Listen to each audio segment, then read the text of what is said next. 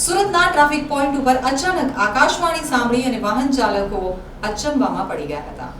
શહેર police commissioner Anupamsinh ગહેલોતે charge સંભાળ્યા બાદ શહેરની ટ્રાફિક વ્યવસ્થાને સુધારવાના કાર્યને પ્રાથમિકતાથી હાથ ઉપર લીધું છે। તો સુરત શહેર પોલીસ કમિશનરના પ્રયાસોના પગલે શહેરના 191 ટ્રાફિક જંકશન ઉપર હવે રેડ સિગ્નલ ઉપર વાહન ચાલકો સ્વેચ્છાએ અટકતા નથી। કોઈ ટ્રાફિક પોલીસ ચાર રસ્તા ઉપર ઊભા ન હોય તેમ છતાં વાહન ચાલકો સ્વયંભૂ વાહનો થોભાવી રહ્યા છે। જો કે હજુ પણ વાહન ચાલકોમાં કેટલીક શિસ્તનો અભાવ છે। ત્યારે સુરત શહેર ટ્રાફિક પોલીસે વાહન ચાલકોને શિસ્તમાં લાવવા માટે આકાશવાણી સર્વિસ શરૂ કરી છે। સુરત શહેર પોલીસ કમિશનરની સૂચનાથી શહેરના મોટા ટ્રાફિક જંકશન ઉપર લાઉડ સ્પીકર લગાડવામાં આવ્યા છે। બીજી તરફ ટ્રાફિક કંટ્રોલ માટે સ્પેશિયલ કંટ્રોલ રૂમ શરૂ કરાયો છે।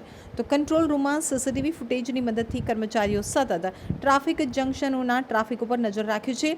નિયમોનો ભંગ કરનારને ઈ મેમો પણ ફટકારવા ઉપરાંત હવે આ કંટ્રોલ રૂમનો સ્ટાફ વાહન ચાલકોમાં જાગૃતિ વધે તે માટે અવેરનેસ ચલાવી રહ્યું છે। કંટ્રોલ રૂમમાં બેઠેલા કર્મચારીઓ સીસીટીવી ફૂટેજ જોઈને કંટ્રોલ રૂમમાંથી જ સૂચના આપે છે, જે સૂચના જે તે ટ્રાફિક જંકશનના લાઉડ સ્પીકરમાં અનાઉન્સ થાય છે। જાણે કોઈ આકાશવાણી થતી હોય તેમ લાઉડ સ્પીકર પરની સૂચના આપવામાં આવે છે। જેમ કે ઝેબ્રા ક્રોસિંગ ઉપર બાઇક ઊભી રાખી હોય તો લાઉડ સ્પીકરમાં જ અવાજ આવે છે કે વ્હાઇટ શર્ટવાળા ભાઈ પોતાની બાઇક ઝેબ્રા ક્રોસિંગથી પાછળ લો। આ સૂચના મળતા જ વાહન ચાલકો અને ટ્રાફિક જંકશન ઉપર સાઇડ ઉપર ઊભેલા પોલીસકર્મી એક્ટિવ થઈ જાય છે અને વાહનોને રેડ સિગ્નલ પર વ્યવસ્થિત ઊભા રાખવા માંડે છે।